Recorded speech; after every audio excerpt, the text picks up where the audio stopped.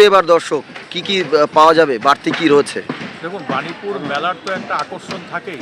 এবার আমাদের ৬৮তম বর্ষ ২০২৪ সালের যে মেলাটা, সেই মেলাটা আমরা ২০২৩-এর ৩০শে ডিসেম্বর শুরু করছি। এই মেলায় আমাদের প্রায় ১৪০০ স্টল।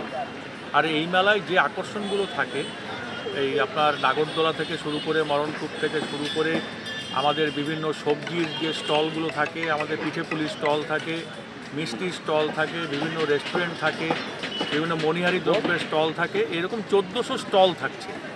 আর আমাদের বিভিন্ন স্কুলের স্টুডেন্টরা এখানে এসে এক্সিবিশানে ওরা থাকে, এবং বিভিন্ন জায়গা থেকে, জেলার বিভিন্ন জায়গা থেকে সমস্ত হস্তশিল্পের তারা আসেন, তারা নিজেদের এখানে এসে স্টল নিয়ে বসেন, তারা হাতের কাজ তারা এখানে তৈরি করেন, এখানেই বিক্রি করেন।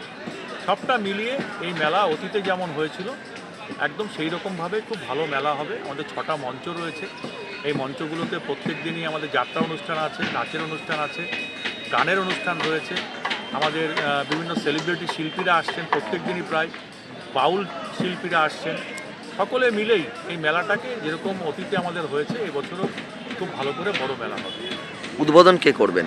উদ্বোধন করবেন আমাদের প্রখ্যাত বাউল শিল্পী বাবু ফকির, এবং তার সঙ্গে আমাদের মাননীয় মন্ত্রী পার্থ বসু উপস্থিত থাকবেন, মাননীয় মন্ত্রী পার্থ ভৌমিক উপস্থিত থাকবেন, মাননীয় মন্ত্রী রতিন ঘোষ উপস্থিত থাকবেন, ডক্টর কাকলি ঘোষ দস্তিদার উপস্থিত থাকবেন, আমাদের জেলা পরিষদের সভাধিপতি নারায়ণ গোস্বামী উপস্থিত থাকবেন।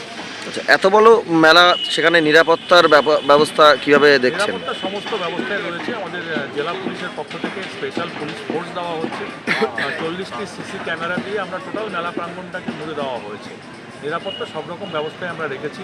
এখানে আমাদের স্ট্যান্ড বাই ফায়ার ব্রিগেডের গাড়ি থাকছে, কারণ এখানে প্রচুর দোকান রয়েছে, স্টল রয়েছে, যেখানে আপনাদের আগুনের কাজ হয়, যাতে কোনো রকম দুর্ঘটনা ঘটলে সঙ্গে সঙ্গে তার রেস্কিউ করা যায়, তার সমস্ত ব্যবস্থাই আছে।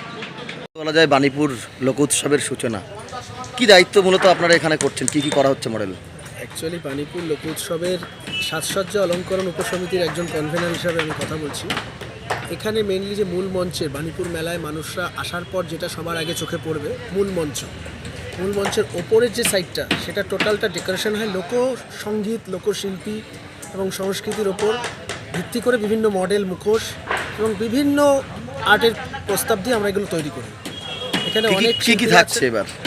এখানে আপনারা পাবেন ওই যে বিষ্ণুপুরের মূর্তি পাবেন, এছাড়া থার্মোকল দিয়ে আমাদের লোকসঙ্গীতের কিছু শিল্পী পাবেন, বিভিন্ন প্যাঁচা, বিভিন্ন লক্ষ্মী নারায়ণ, বিভিন্ন ধরনের শিল্পী আঙ্গিকে আমরা এগুলো তৈরি করছি। মানে বিভিন্ন জেলার শিল্পকলা তুলে ধরা, জেলার শিল্পকলা আমরা তুলে ধরার চেষ্টা করছি। আর আজকের মধ্যেই এই সমস্ত কাজ আমরা আজকে রাতের মধ্যেই সারা রাত কাজ করে আমরা এগুলো কমপ্লিট করি। কি নাম আপনার? আমার নাম তুষার সাহা। আমার সঙ্গে আরও আছে, তারা এখন উপস্থিত নেই, তারা একটা কাজে চলছে। ঠিক, লোক উৎসবের 2023-24-এর সাজসজ্জা অলঙ্করণ উপসমিতির উৎসবের প্রাঙ্গণে বিভিন্ন ধরনের খেলার আয়োজন করা হয়ে থাকে।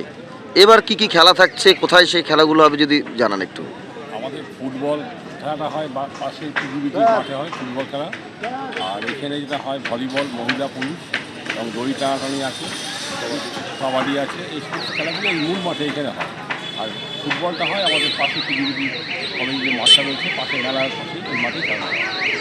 মূলত দুপুরবেলা খেলাগুলো শুরু হয় এবং প্রচুর মানুষ এই খেলা দেখতে আসেন। বিশেষ করে দড়ি টানাটানি খেলাটা যে ইভেন্টটা যে আছে, এদিকে অসংখ্য মানুষ এই খেলা দেখার জন্য চলে আসে। এটা আমাদের মেলার একটা বিশেষ আকর্ষণ। প্রতি বছর এইটার দিনের জন্য প্রত্যেকেই তাকিয়ে থাকে যে কবে এই খেলাটা হবে। স্বাস্থ্য প্রাঙ্গণ রয়েছে, প্রদর্শনী যেখানে রয়েছে, সেখানে কি কি থাকবে? আর স্বাস্থ্য প্রাঙ্গণটা এবার আমরা মাননীয় আমাদের প্রিয় মানুষ ছিলেন একটা কাজল ঘোষ, মারা গেছেন, ওনার নামে দিয়েছেন। এবং স্বাস্থ্য প্রাঙ্গণে আমাদের ডেঙ্গুর যে টিম আছে, যারা স্বাস্থ্যের প্রিয়ময়ী বারাসাত, প্রিয়ময়ী বসিরহাট, তারা নিজস্ব টিম নিয়ে এখানে প্যাভিলিয়নে অংশগ্রহণ করবে। এবং আমাদের স্বাস্থ্যের যে সমস্ত ভাইয়েরা আছে, তারা বিভিন্ন রকম মডেলের মাধ্যমে ডেঙ্গু প্রতিরোধের যে ব্যবস্থা, সেগুলো তারা তুলে ধরবে।